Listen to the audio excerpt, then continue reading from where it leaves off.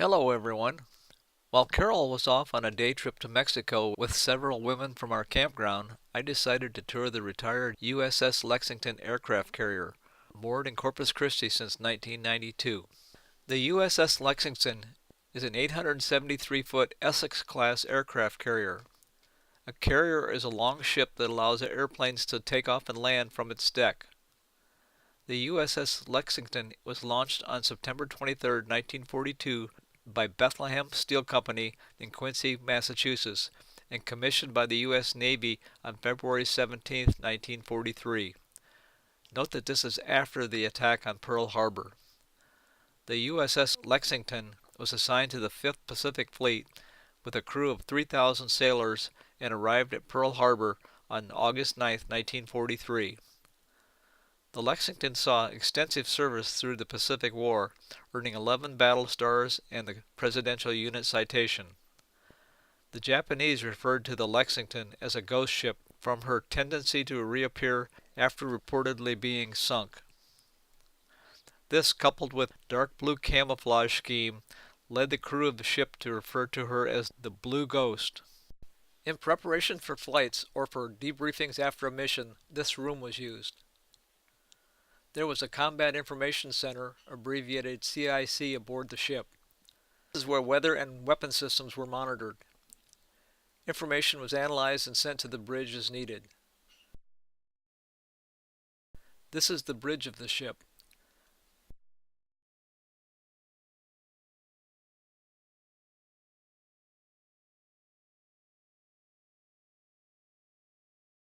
Since the captain of the ship is responsible for everything that goes on aboard the ship, while they were at sea, he had a small room a few feet from the bridge, making it easy to get to the bridge quickly if needed. When not at sea, he had a larger room where he could relax more.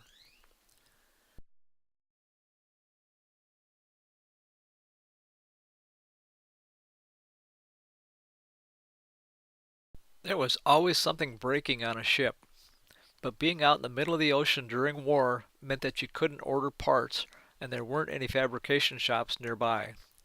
Everything had to be repaired on the ship. The Lexington was able to handle this with a large machine shop. Equipment including grinders, milling machines, power hacksaw, lathes, and other things were available.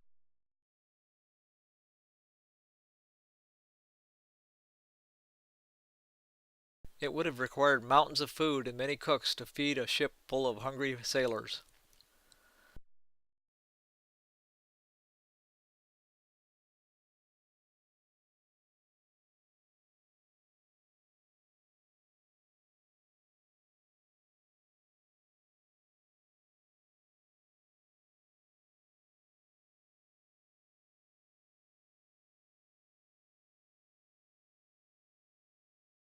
This is the enlisted barber shop.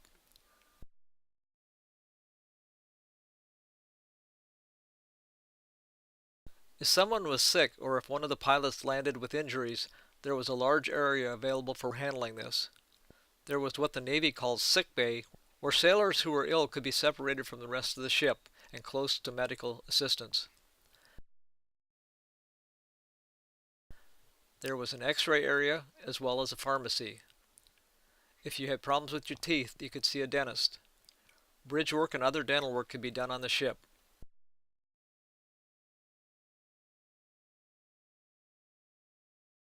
Even on a ship this size, life aboard the ship seemed cramped.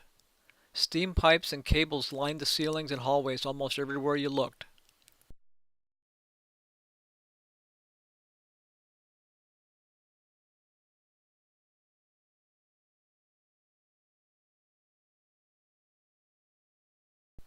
These are some of the enlisted bunks.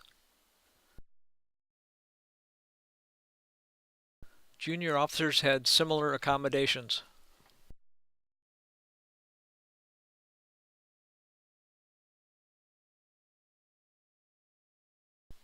By the time the Japanese surrendered, the Lexington had 21 months in combat.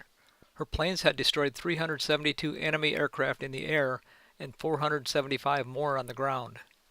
She sank or destroyed 300,000 tons of enemy cargo and damaged an additional 600,000 tons. The ship's guns shot down 15 planes and assisted in downing 5 more.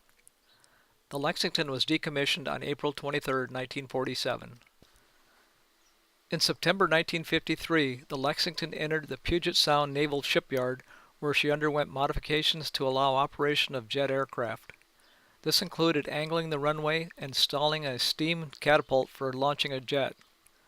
The USS Lexington was recommissioned on August 15, 1955, and assigned to San Diego, California, where she operated until May 1956.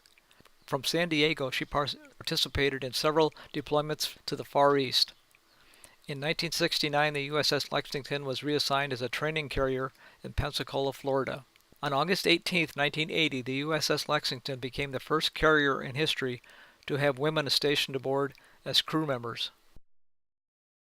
During the 1980s, the U.S. Navy came to the realization that keeping its last remaining World War II Essex-class aircraft carrier in service was becoming increasingly expensive, and that the Lexington would have to be replaced by a more modern ship.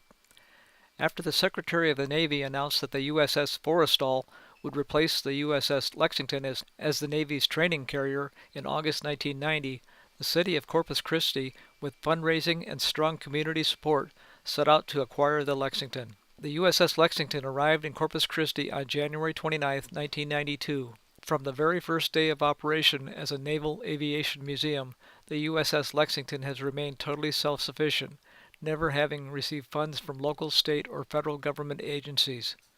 The museum has relied solely on revenues generated from grants, donations, admissions, ship store sales, and special events. These revenues have covered all expenses not only to operate and maintain the ship, but also to fund all capital improvements as well. Well, this wraps up another Corpus Christi snowbirding video. I spent 5 hours climbing up and down the ship's steep, narrow steps, talking to the volunteers and learning everything I could about the USS Lexington. If you haven't already subscribed to be notified of future videos, please do so. Thanks for watching.